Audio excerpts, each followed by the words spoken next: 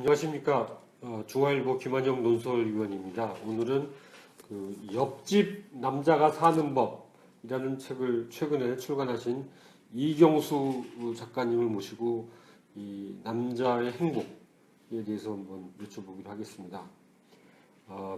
10여 년 전에 마흔의 심리학이라는 책을 쓰셔가지고 그 책이 상당히 많이 팔린 그래서 베스트셀러 작가신데 이번에도 이제 그 10년 단위로 새로 쓰시나요? 그러면은 60즈음에 또 새로 하나 쓰실 구상이 있으십니까? 어떻게 계획을 세우고 그렇게 쓰게 된 거는 아닌데 어쩌다 보니까 우연히 이제 10년 만에 다시 쓰게 된 거거든요. 60대 뭐 쓸 거리가 있으면 아마 또 다시 쓰지 않을까 싶거든요. 글을 계속해서 쓸 생각이 있으니까요. 이 책의 핵심을 말씀해 주신다면은 어떤 내용입니까? 그냥 평범한 옆집 남자가 평범하게 사는 일상을 옆집 사람한테 그냥 소개해 준다라고 보시면 될 것 같아요. 특이한 내용도 없고 특별한 내용도 없고 그렇지만은 거기에 옆집 남자라고 하면은 사실 그런 느낌이 들 거예요.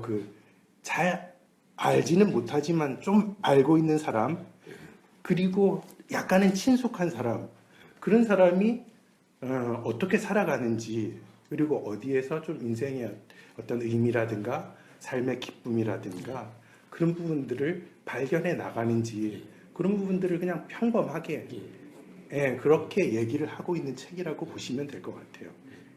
근데 그 옆집 남자라는 단어에서 뭔가 이제 분류를 영산시킨다는 그런 분들은 독자 반응은 없었습니까? 처음에 그걸 기대를 하고 오히려 그렇게 책을 펼쳐 봤는데 실망했다라는 얘기보다는 오히려 더 옆집 남자가 더 친숙하구나, 그런 것보다는 이 작가가 옆집 남자를 왜 사용을 했는지, 그 단어를 왜 사용을 했는지 알겠다, 공감한다, 뭐 이런 내용이 더 많더라고요. 그러니까 이 옆집 남자에서 풍기는 어감이 이 책의 그 대성공으로 인해서 아주 그냥 바뀌는 그 어떤 대전환을 이룩할 수 있을 것 같습니다. 제가 처음에는 제목을 옆집 남자 훔쳐보기라는 그러한 제목을 냈거든요. 이게 너무 센 거 아닌가, 그렇게 해서 출판사에 좀 잘리고 그렇게 옆집 남자가 사는 법 이렇게 갔습니다. 그런데 그 책 제목이 이제 옆집 남자기 때문에요. 또 옆집 여자도 있지 않습니까? 그러니까 이 사람의 행복을 추구하는데 그 약간 남자 따로 여자 따로 좀 뭔가 방법론이 달라야 된다고 생각하십니까? 아니면은 사람은 그냥 다 똑같은 방식으로 비슷한 목표를 추구한다고 된다고 보십니까? 그 사람이라는 어떤 그 인간이라는 측면에서 볼 때 크게 보면은 거의 똑같지 않을까, 저는 그렇게 생각을 해요. 그래서 이렇게 남자를 위해서 썼지만 사실상 예전에 마흔의 심리학을 썼을 때도 남자를 타깃을 했는데 실질적으로는 여자들이 훨씬 더 많이 보고 내가 공감을 한 부분들을 남편한테 얘기를 해줘야 되겠다, 남편한테 보여줘야 되겠다라는 독자들의 반응이 많았거든요.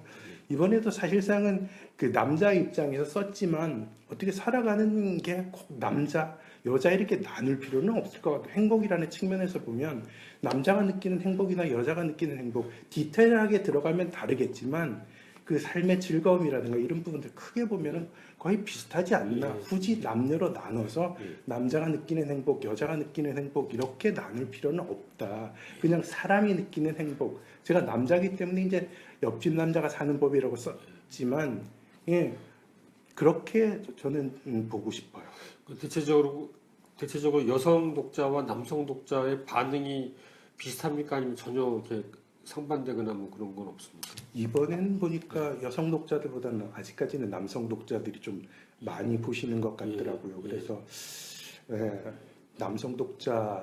여성 독자들에 대한 어떤 반응은 아직까지는 어떻다라고 말씀을 드리기에는 너무 미진한 것 같고, 남성 독자들의 반응이 저 또래의 나이거나 아니면 저보다 약간 낮은 또래의 남성 독자들이 주로 많던데 그때쯤 되면 주로 이제 뭐 지금까지 살아온 어떠한 삶을 돌아보기도 하고 앞으로 어떻게 살아야 될까 고민을 하는 그러한 시기인 것 같더라고요. 그런 측면에서 볼 때 이 책이 담담하지만 특별한 내용은 없지만 예, 뭔가를 좀 제시를 하고자 한다. 그리고 나도 이렇게 한번 따라 해봤으면 좋겠다라는 측면들을 보여주고 있다.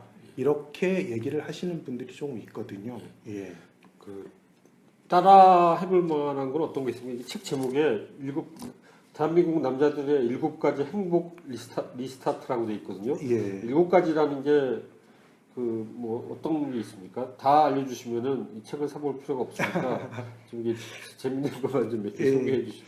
가장 먼저 좀 따라 해보고 노력을 좀 해보라고 권유를 드리고 싶은 게 쇼핑을 아내와 같이 쇼핑을 하는 걸 좀 권유를 해보고 싶어요. 사실상 남자들은 쇼핑하는 걸 극도로 싫어하잖아요. 특히 이제 뭐 쇼핑센터나 백화점만 가도 저 같은 경우에도 진짜 다리에 힘부터 빠지고 졸음이 몰려오고 그렇게 되는데 그 여자 아내하고 그렇게 쇼핑을 해보니까 실질적으로 아내의 마음을 알겠고 아내를 이해를 하게 되고 그렇게 되더라고요. 그러면서 쇼핑이 꼭 피곤하거나 힘든 것만은 아니구나. 또 새롭게 아내의 어떤 욕구나 아니면 아내의 어떤 그 속마음을 알 수 있게 되고 그리고 남자도 그 쇼핑을 하면서 네, 인터넷 접속이 끊겼습니다. 안 가시고 떠나지 않고 기다려 주신 분께 감사드립니다. 그래서 옆집 남자가 사는 법을 쓰신 이경수 작가님과 이제 남자 행복에 대한 얘기를 하고 있었는데 이제 고양이 얘기를 하고 있었습니다. 고양이 얘기는 다 끝난 겁니까? 고양이 얘기도 뭐 말씀을 드려볼까요? 예. 고양이를 한번 키워보시는 것도 상당히 좋을 것 같아요. 그래서 고양이라는 생물에 대해서 우리가 잘 알지 못했었던 부분도 느끼게 되고 그 생물을 고양이를 통해서 또 다른 어떠한 것을 분명히 느낄 수 있을 테니까요. 그리고 굳이 고양이가 아니더라도 살아있는 뭐 식물이라든지 아니면 뭐 강아지라든지 그렇게 정성을 들여서 쏟을 수 있는 그러한 대상이 있었으면 좋겠다. 그리고 그게 어떤 생명이 있는 살아있는 생명체였으면 좋겠다라는 게 제 생각입니다. 예. 그런데 이 고양이나 이 강아지 같은 경우에는 수명이 인간에 비해서 좀 짧기 때문에 예. 그 죽음의 충격이 예. 특히 자녀들한테 좀 강하게 작용하지는 않습니까? 예. 그래서 제가 제 경험을 말씀드리자면 저도 이제 그 고양이를 예전에 한번 키워본 적이 있었어요. 길에서 주워온 고양이였었는데 예전에는 한 30년, 40년 정도의 그 얘기니까요. 그때는 놔서 키우지 않습니까? 모든 동물을. 그래서 뭐 밖에 나가가지고 이제 막 돌아다니다가 아침에도 들어오고 그랬는데 얘가 어느 날 밤에 나갔다가 돌아와가지고는 계속 먹은 것을 계속 토해요. 그리고 이제 새로운 것을 먹지도 못하고 그때는 뭐 동물병원도 데려갈 수도 없는 상황이고 그래서 며칠 기다려 봤는데 결국 안 돼가지고 동물병원에 이제 데리고 갔었어요. 그래서 그 병원 의사가 한다는 말이 그 쥐약을 먹었다. 이렇게 해서 이제 정말 고통스러워하는 모습을 보고 이제 결국 죽었거든요. 그걸 보고 다음부터 절대 키우지 않겠다. 그렇게 이제 결심을 했었었는데 어떻게 따지고 보니까 그것도 살아가는 데 있어서 큰 경험이 아닐까. 물론 가슴 아픈 경험이지만 그러한 것도 내가 살아가는 데 있어서 참 어떤 밑거름이 되더라 이거거든요. 그래서 애들이 그런 어떤 죽음이라든가 가까이 있는 반려동물의 죽음이라든가 이것도 경험을 해볼 필요가 있다라는 생각이 들었어요. 그래서 키워보자라고 다시 키워보자라고 결심을 했거든요. 예, 그런 것 같아요. 저는 강아지나 고양이를 키워본 적이 없는데요. 예. 그러니까 상대적으로 그 수명이 더 긴 식물이 좀 더 좋은 것 같습니다. 근데 좋은 점은 식물도 이렇게 조금씩 자라거든요. 이렇게. 예, 그렇죠. 근데 이 가족 이게 쇼핑 말고요. 그러니까 그 자녀분들 두 따님, 예. 두 따님과 이 아내 뭔가 어떻게 뭐 특별한 또 시도해 볼 만한 건 어떤 게 있습니까? 그러니까 그게 또 이제 예전에 같이 했었던 어떤 기억들 같은 게 있었으면 참 좋거든요. 그 중에 하나가 이제 가족 여행이 네. 아닐까 싶거든요. 예전에 그 이제 애들이 어렸을 때 그 모든 가족이 한번 그 장기의 여행을 떠난 적이 있었어요. 그 기억 자체가 상당히 계속 갈 수 있는 기억, 그리고 같이 공유할 수 있는 기억이잖아요. 그 기억을 더듬을 수 있는 어떤 그 수단 자체가 이제 그 당시에는 그 필름 카메라를 가지고 갔었기 때문에 그래서 그걸 일일이 이제 그 뽑아가지고 앨범에 이제 쭉 정리를 해놨었는데 요즘에는 그렇지 않고 다 파일로 정리를 하다 보니까 오히려 더 그걸 다 안 보게 되는 것 같아요. 그렇지만 예전에는 앨범에 다 사진을 넣어놨기 때문에 앨범을 찾아서 이제 뒤적거리다 보면 그 당시 기억이 참 잊어버린 것 같아도 다 나더라고요. 그래서 애들하고 같이 모여서 사진을 보면서 이제 그때 기억을 서로 되살리면서 뭐 이때 어땠다 저땠다 서로 막 얘기도 하고 웃고 떠들고 그러니까 그런 어떤 애들하고 같이 공유할 수 있었던 과거의 기억을 가지고 있는 게 미래에도 서로 애들하고 가족하고 같이 할 수 있는 시간을 마련하는 것 같아요. 그래서 계속 그렇게 해야지 미래에 가족들이 서로 함께 할 수 있는 시간이 더 많이 되는 거거든요. 그러니까 하나하나 자산을 계속 만들어 나가야 되겠다라는 생각이 들더라고요. 그러니까 책 내용에는 어떤 자극적이거나 뭐 그런 뭐 충격적 그런 내용으로 그냥 그 잔잔한 예. 그런 뭐 그런 뭐라고 해야 되나요? 또 그런 그렇게 아주 보면 일상적인 예. 그러면은 그러면 그 책은 읽어도 되고 안 돼도 되는 책이니까 안 읽는 게 낫겠다 그런 생각도 하시는데 거기에 대한 반론을 한번 제시해 주십시오. 그 일상이라는 게 누구나 다 평범하게 살아가는 일상이잖아요. 그리고 사람들은 그 일상생활을 살아가면서 끊임없이 질문을 하는 것 같아요. 내가 지금 잘 살아가고 있는 건가? 다른 사람은 어떻게 살아가고 있나? 그 삶과 비교를 해서 나도 저렇게 한번 해봐야 되겠다. 이렇게 생각하는 것 같거든요. 아주 루즈하고 단순하고 일상적인 삶이지만 개개인의 특징이 다 다르고 성격이 다 다르고 그렇다 보니까 일상이라는 크게 묶으면은 하나의 인간이 살아가는 일상이 되지만 세부적으로 들여다보면은 아주 전부 다 다르거든요. 그래서 저는 조금 디테일하게 들어갔어요. 그래서 7가지 부분들을 제시를 하고 그 7가지의 부분에 있어서 나는 어떻게 살아가고 있는가, 그리고 좀 더 새롭게 살아가기 위해서 나는 어떻게 노력하고 있는가를 보여주고 있거든요.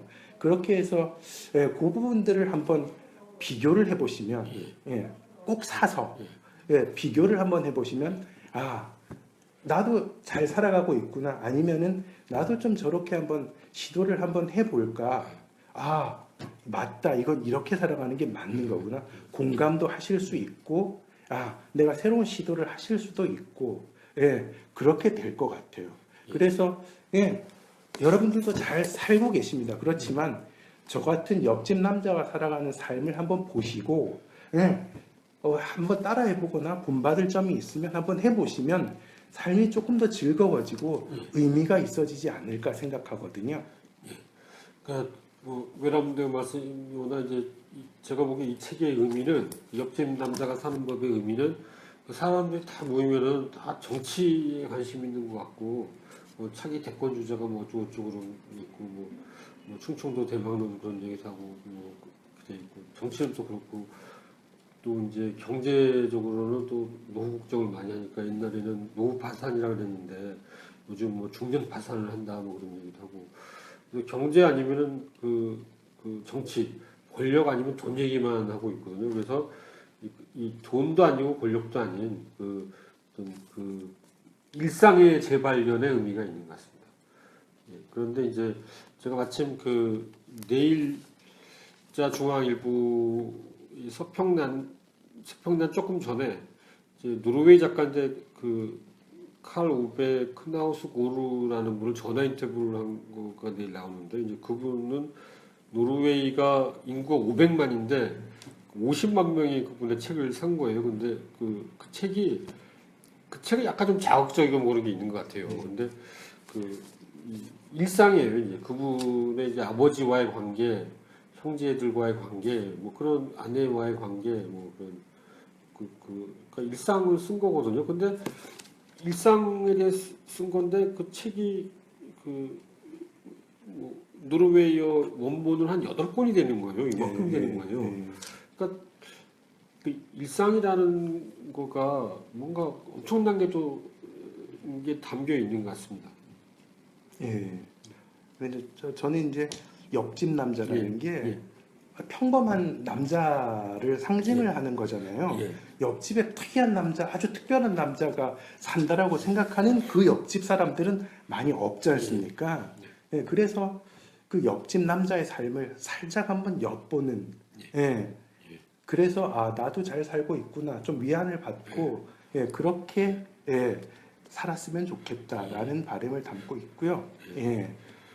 그 독자분들은 특히 이 책의 어떤 내용, 뭐 간단한 대목이나 에피소드라든가 어떤 대목을 굉장히 인상 깊게 받아들이고 그거를 작가님을 뵐 때 그걸 언급하시나요? 그 사람마다 다 다르던데요. 어떤 사람들은 제가 보니까 이제 옷을 입는 것에 대해서 옷도 하나의 커뮤니케이션이다라고 얘기를 했던 것에 참 공감을 한다라는 어떤 의견을 주시기도 하고, 예, 그 나이 들면서 점차 자기 중심적인 어떤 그런 세계로 빠져드는데 그 소통을 하지 않는 순간 늙는 것 이렇게 쓴 글에 대해서 아 맞다라고 공감을 표시한 분도 계시고 아까 말씀을 드렸던 것처럼 이제 가족과 여행을 떠나서 그 수영을 하면서 잠수해서 올려다본 그 파란 하늘이 흔들리는 장면 그걸 묘사한 그 대목을 참 인상 깊게 읽었다라고 말씀하시는 분들도 있고 다 다른 것 같아요. 아까 얘기를 했던 어떤 쇼핑하는 것의 의미 나도 한번 우리 와이프를 위해서 한번 해외 직구 한번 해봐야 되겠다. 그렇게 말씀하시는 분도 있고 다 다르더라고요. 근데 이제 공통적인 부분들은 뭐냐면 나도 한번 이런 부분들을 한번 따라 해봐야 되겠다. 뭐 이런 말씀을 주로 공통적으로 하시는 것 같아요. 제가 그 JTBC에서 방영되던 그 유자식 상팔자라는 프로 있지 않았습니까? 근데 보니까 요즘 그 초중고 그 청소년들이 보기에 아빠는 두 가지 문제를 엄마가 한 가지 문제, 아빠가 한 가지인데 이제 엄마는 이제 주로 공부하라 그러는 거가 그래서 요즘 학생들은 그 질색을 하는 것 같고요, 공부하라 그러면. 그리고 이제 아빠의 문제는 맨날 이렇게 술 먹고 들어와가지고 평소에는 뭐 이렇게 허그도 안 해주고 이렇게 뭐 뽀뽀도 안 해주고 뭐 그러다가 뭐 술만 먹고 들으면 그것도 이제 막 자는데 뭐 1시 2시에 들어와가지고 이 뽀뽀를 하겠다고 이제 그런 걸 되게 싫어하는 것 같아요. 근데 그런 문제는 어떻게 해결하십니까? 공부 애들 따님 두 분의 공부 문제랑 뭐 술은 뭐 전혀 안 드십니까? 술도 많이 먹죠, 저도. 제가 이 책을 쓴 계기 중에 하나도 그런 부분에서 연유한 게 있어요, 사실상은. 우리 딸이 이제 올해 20살이고 19살이고 연년생 아이거든요. 그 아이들을 보면서 저는 계속적으로 예전에 어릴 적 아이들을 계속 떠올렸던 거예요. 그러니까 어렸을 때 이제 초등학교 저학년이나 아니면 유치원생. 왜냐하면 그 이후에 아이들과 함께한 기억들이 많이 없었다는 거죠. 그렇게 따지고 보니까 내가 뭐 그 기간 동안에 뭐 큰 어떤 업적을 이뤘나? 아니면 돈을 많이 벌었나? 그것도 아니에요. 그렇지도 않으면서 아이들하고 했었던 기억 자체가 한 10여 년 정도가 붕 떠버리는 거예요. 이 시간을 내가 뭐 했나 싶게 생각을 해보니까 그 시간을 고스란히 잃어버렸다라는 생각이 들어서 앞으로도 이렇게 살면 남은 시간도 다 이 시간을 잃어버리겠다라는 생각에서 조금 이제 가족들과 좀 같이 해보자. 그리고 나만을 위해서 또 좀 시간을 투자를 해보자. 이런 어떤 시도들의 결실이 이제 이 책이거든요. 그런 측면에서 볼 때 아버지의 아까 문제점은 평소에는 안 하다가 이제 술만 먹으면 허그를 한다거나 뽀뽀를 한다거나 아이들이 이제 컸잖아요, 사실상. 그리고 이게 지금 일상적으로 계속 해오던 것의 연장선이라면 별 문제는 없는데 이게 뜬금없이 와가지고 막 껴안고 그런다는 것 자체가 사실 받아들이기가 힘들죠. 그래서 지금이라도 아이들하고 시간을 많이 가지면서 그 시간 자체에 추억을 하나하나씩 만들어 나가게 되면 그거는 아이들도 자연스럽게 받아들일 것 같고 내가 하는 행동 자체도 자연스러워질 것 같은 생각이 들거든요. 그래서 어느 날 불쑥 뭐 아이들하고 여행을 가자거나 아이들을 껴안는다거나 이렇게 하면은 누구나 다 마찬가지로 거부를 할 거예요. 그 다가가는 시간이 필요하거든요, 사실상은. 그 시간 자체가 나의 노력이 드는 거고, 그렇게 이제 해야지 이제 가까워질 수 있는 상황인 거고. 그래서 아까 말씀하셨던 아버지의 문제는 어떻게 보면은 시간을 같이 얼마만큼 가지느냐라는 부분이 해결해 줄 것 같고요.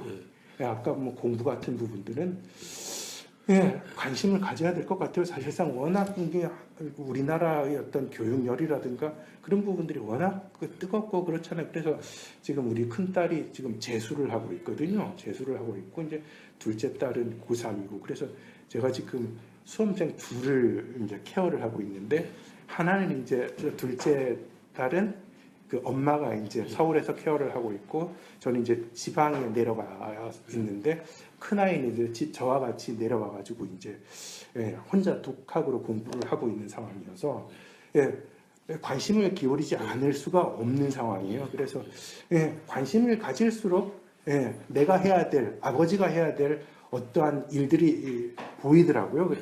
그래서 그건 어떻게 보면 타의로 이제 그렇게 된 거지만 그 현실을 인정을 하고 받아들이고 이 아이한테 내가 어떤 도움을 줄 수 있을까라고 고민을 하다 보니까 아버지로서 할 수 있는 어떤 도움의 길이 보이고 그 다음에 이제 엄마로서 할 수 있는 도움의 길이 보이더라고요. 그래서 엄마가 없는 큰딸 같은 경우에는 평일에는 제가 아이들의 그 케어를 오로지 해줄 수밖에 없는 상황이거든요. 그래서 열심히 하고 있어요. 밥도 열심히 해 먹이고 아이한테 뭐 열심히 잘 하고 있다고 격려도 해주고 아이들한테 가장 중요한 거는 아이들도 불안하잖아요. 사실상 내가 잘하고 있는지 내가 지금 어느 정도 되고 있는지 모를 때 너 잘하고 있다. 최선을 다하고 있다. 그렇게 어깨 두드려주고 격려를 해주는 게 참 중요한 것 같더라고요. 믿어주고 그렇게 해주고 있어요. 근데 이게 뭐 저도 잘하고 있는지는 잘 모르겠지만 어쨌든 제가 할 수 있는 한에서는 뭐 최선을 다하고 있는 것 같아요.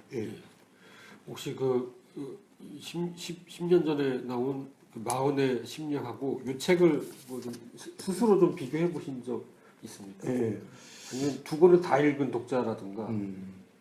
마흔의 심리학 같은 경우에는 그때 상당히 좀 그 무거운 마음으로 쓴 거거든요. 40으로 접어들었다는 어떤 것이 상당히 큰 어떤 그 무게감으로 다가오더라고요.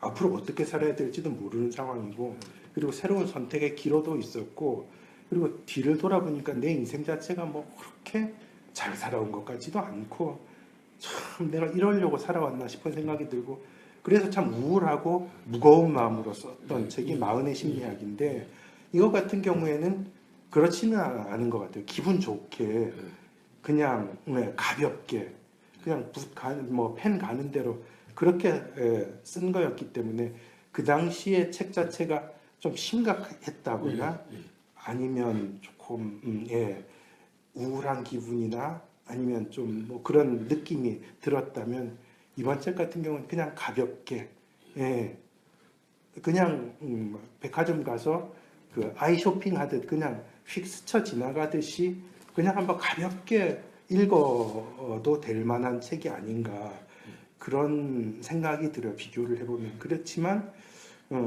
내 마음에 드는 아이 쇼핑을 한다 하더라도 내 마음에 드는 아이템 같은 경우에는 머릿속에 계속 남아 있잖아요.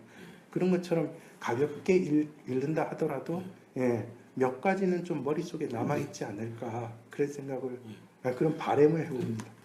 그 사람들은 보통 이제 돈 걱정은 안 할 수 있게 경제적으로 이제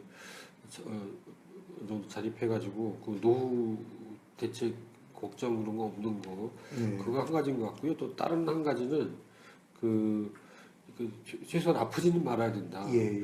근데 사실 또 돈이 많거나 또 안 아프다 그래서 사람이 다 행복한 건 그렇죠. 아니거든요. 예. 예. 근데 이 책을 쓰시면서 어떤 결론으로 내리신 게 어떤 겁니까? 그러니까 뭐 그냥 일상 속에서 예. 하루하루 열심히 살면 된다는 뭐 그런 겁니까? 아니면은 뭐 어떤 그 깨달음이 있었습니까? 예, 결론을 내린 게 아까 말씀을 드렸던 것처럼 이제 큰 아이와 이제 같이 생활을 하게 되는 거거든요. 그래서 예전에 같으면 이제 저는 이제 아침에 나갔다가 뭐 밤늦게 들어오거나 아니면 아이가 학교 다닐 때는 야간 자율학습을 하고 들어오게 되고 이렇게 되면 아이가 어떻게 공부를 하는지 눈에 안 보였기 때문에 아 그냥 잘하고 있구나 이렇게 믿고 이제 시간을 보내게 됐는데 그 아이가 이제 옆에서 공부를 하니까 이게 다 눈에 보이고 내가 또 책임을 져줄 수밖에 없으니까 큰 부담으로 다가오더라고요. 게다가 이제 같이 생활하다 보니까 부딪힐 점이 아무래도 많이 있잖아요. 뭐 여자들은 씻는 그 시간도 많이 걸리고 딱 시작하는데도 시간이 많이 걸리고 나는 조금 빨리 끝내고 빨리 다시 공부를 했으면 좋겠는데 또 그렇지도 않는 게 있거든요. 그러니까 사사건건 부딪히는 부분들도 있고 그래서 내가 얘를 잘 데리고 내려왔나 막 걱정도 되고 그랬었는데 어느 순간 딱 생각을 해보니까 그러니까 이제 20살 성인이잖아요. 얘하고 아버지하고 1년을 오로지 같이 있을 수 있는 아버지가 과연 이 지구상에 몇 명이나 될까 이런 생각이 딱 들더라고요. 그러니까 이것은 어떤 부담보다는 참 큰 축복이 아닌가. 얘한테 참 잊지 못할 기억들을 남겨줄 수도 있고 참 그 싫은 기억을 또 남겨줄 수 있는 기억도 될 수가 있겠다. 그런 생각이 들었어요. 그래서 일단 얘한테 정말 앞으로 이제 얘는 막 피어나는 그러한 나이이기 때문에 얘한테 정말 좋은 기억, 그 1년이 정말 내가 살아가는데 정말 좋은 기억으로 남아있다. 앞으로 계속해서 내가 살아가는 인생의 큰 밑거름이 될 수 있는 1년이었다라고 기억할 수 있게끔 만들어주자. 이런 생각을 했어요. 그래서 이제 저는 꼭 애한테 따뜻한 밥을 지어 먹이거든요. 아침에 내가 일찍 일어나가지고 따뜻한 그 반찬을 해서 먹여요. 그렇게 하다 보니까 음식 솜씨도 좀 좋아지는 것 같고 아이와의 관계도 돈독해지는 것 같고 둘밖에 없고 얘는 이제 계속 혼자 있게 되는 거잖아요. 내가 올 때까지. 그러니까 대화의 상대가 없어요. 그러니까 내가 들어오면은 이야기를 막 분물처럼 쏟아내는 거예요. 그러니까 얘가 무슨 생각을 하고 있는지 다 알게 되고 이렇게 되는 것 같더라고요. 그러니까 저는 그런 느낌이 들었어요. 이게 바로 사는 행복이 아닌가. 그러니까 내가 미래라는 것은 다가오지 않는 시간인데 그것을 위해서 막 현재를 그렇게 희생을 해왔는데 실은 따지고 보니까 내가 이루어놓은 것은 아무것도 없고 다가온 미래가 다가와서 현재가 됐는데 이렇게 따지고 보니까 내 뜻대로 된 것도 사실상 아무것도 없더라고요. 그러니까 내가 그토록 노력을 했는데도 불구하고 내 의도대로 됐던 건 하나도 없는 것 같아요. 그럴 바에야 차라리 오늘을 충실하게 살자. 그리고 제가 참 감명 깊게 읽은 책 속에 들어있던 글귀인데 사람이 눈이 두 개인 거는 두 개의 시선을 보기 위해서다라고 한 구절이거든요. 그래서 똑같은 현상을 보고 한 개의 눈으로 보게 된다면 이것만 볼 수 있지만 두 개의 눈으로 보면 이면을 볼 수 있는 거잖아요. 그렇게 해서 현실에 충실하되 그런 부분들을 충실함을 쌓아 나가면 미래도 내가 생각했었던 부분들을 어느 정도 이룰 수 있더라. 그렇게 생각이 들더라고요. 그래서 현실이 아무리 어려워도 이 부분을 그냥 두 개의 눈으로 봤으면 좋겠어요. 그렇게 해서 그 현실에 충실하고 그 현실을 직시를 하게 된다면 다가올 미래가 내가 정말 꿈꿔왔었던 것과 똑같지는 않겠지만 비슷비슷하게 맞아 들어간다라고 느껴지지 않을까 싶더라고요. 그래서 저는 그냥 아까 말씀하셨던 것처럼 그게 결론이에요. 현실을 살자. 또 많은 사람들은 어떤 이 야심이라고 해야 될지 야망이라고 해야 될지 어떤 목표, 예. 비전 이런 게 있어야지 좀 사람이 이렇게 더 행복하다 이렇게 생각하는 사람도 있는데요. 그렇죠. 어떻게 보시나요 그런 문제? 예, 저는 아까 말씀을 드렸던 것처럼 현실주의자거든요, 사실상. 그리고 제가 가장 쉽게 하는 말이 그거예요. 아유, 이 나이에 무슨 영화를 누릴 거라고 이런 말을 참 많이 하거든요. 그래서 어떤 것을 쉽게 시작을 해요, 사실상. 그리고 이게 아니다 싶으면 또 쉽게 포기를 하거든요. 그렇게 하면서 참 얻어지는 게 참 많이 있더라고. 내가 좋아하는 게 어떤 것이냐라도 그거 알게 되고, 그게 어떤 게 좋으냐 나쁘냐의 차원을 떠나서 내가 정말 큰 야심을 가지고 그것을 밀고 나가면은 그렇게 사는 것도 참 뜻깊은 삶이라고 생각을 하거든요. 그렇게 해서 정말 큰 야심을 이루고 더 큰 꿈을 가지고 그렇게 나가시라는 말씀을 특히 젊은 사람들한테 그렇게 말씀을 드리고 싶고, 저같이 이제 나이가 이제 50이 넘은 사람은 그렇게 치열하게 안 살았으면 좋겠어요. 저는 제가 그렇게 20대, 30대, 40대를 치열하게 살아왔고 그 50대 딱 넘어서 뒤를 돌아보니까 그렇게 치열하게 살아와도 내 손에 남은 것은 별 게 없더라고요, 보니까. 그리고 내가 그렇게 치열하게 살아왔음에도 불구하고 내가 그 치열한 삶을 살아왔던 그 대상 자체는, 목표 자체는 그렇게 이루어 놓은 것도 사실상 없는 것 같아요. 그래서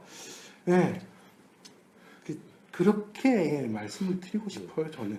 친구분이나 주위 분들은 어떻습니까? 그러니까 어떻게 보면은 이제 물론 이제 그 주관적인 평가시긴 하니까요. 그러니까 뭐 별로 이런 게 없다 그러셨는데, 그러니까 보니까 그 점점 이렇게 이루어진 게 없는 게 없고 해놓은 것도 없다 이런 생각이 들면은 사람이 아무래도 이게 뭔가 이렇게 문이 닫히는 것 같은 느낌이 들고 좀 불안해지고 오히려 내가 그 조금 더 50대에는 더 독하고 더 치열하게 살아야겠다. 내가 여태까지 그 대충 살다 보니까 뭐 이러는 것도 하나도 없다. 이런 생각이 또 그 주위에 그런 분들은 없나요? 물론 그런 사람들도 있죠. 아우, 내가 지금 뭘 했나. 그래서 더 좀 열심히 살아야 되겠다. 열심히 라기보다는 좀 더 드라이브를 걸어야 되겠다. 나 자신을 채찍질 해야 되겠다. 막 그렇게 사는 사람들도 있는데, 사실상 나이가 이제 한 50 정도 들다 보면 어느 정도, 물론 제가 뭐 감히 그렇게 말씀을 드려도 될지는 모르겠지만 일정 부분 먹고 사는 문제 같은 부분들은 좀 해결이 되지 않았을까 싶은 생각도 들어요. 그러면 더 욕심을 내지 말고, 사실상 이게 욕심이잖아요. 어떻게 따지고 보면 그냥 거기에서 만족을 하고 좀 스탑을 하고 그냥 이제 조금 그 작은 것, 지금까지는 큰 것을 위해서 살아왔다면 조금 이제 땅도 보고 하늘도 보고 작은 것을 바라보면서 그 작은 것의 세계는 어떨까. 50 전까지는 큰 세계만을 바라보고 왔다면 이제는 그 마이크로하게 좀 봤으면 좋겠다라는 생각을 하게 되고, 친구들한테 저는 그렇게 얘기를 해요. 그렇게 좀 느긋하게 좀 살아라. 그렇게 피 말리면서 살 필요가 뭐가 있냐. 그런 얘기를 하거든요. 그게 그렇게 얘기를 할 때는 좀 수긍을 하는 것 같지만 그게 또 뭐 본인이 느끼지 못하면 또 안 되는 것 같아요. 시간이 좀 돼서요. 이제 마지막으로 독자, 시청자 여러분께 강조하실 말씀을 좀 해주십시오. 저는 아까도 지금부터 뭐 처음부터 끝까지 말씀을 드리는 거지만 까르페 디엠입니다. 오늘을 즐겨라. 현재를 충실하게 살자. 현재가 선물인 까닭은 프레젠트가 선물이라는 뜻도 있고 현재라는 뜻도 있잖아요. 그 말씀을 드리고 싶어요. 현재가 선물입니다. 오늘을 충실하게 사시고 오늘 주어진 그 시간을 충실하게 사는 만큼 더 큰 것을 얻을 수 있지 않을까. 우리가 작고 예전에는 하찮은 것이라고 눈길을 주지 않았던 것에서 발견할 수 있는 것들이 상당히 크거든요. 이제는 그런 부분에서 의미를 발견하는 기쁨을 한번 누려보시기를 바랍니다. 예, 고맙습니다. 예, 감사합니다. 그러니까 제가 보니까요, 이 옆집 남자가 사는 법이 그러니까 모든 경제서라든가 뭐 그런 책들이 많이 나오는데 이거는 일상에 대해서 다룬 책이기 때문에 일상에 대한 책에 큰 부음의 이 선봉에 선 책이 되지 않을까 그렇게 생각합니다. 예, 그 말씀 드리고 예, 그럼 또 다음 주에 뵙겠습니다. 감사합니다. 감사합니다.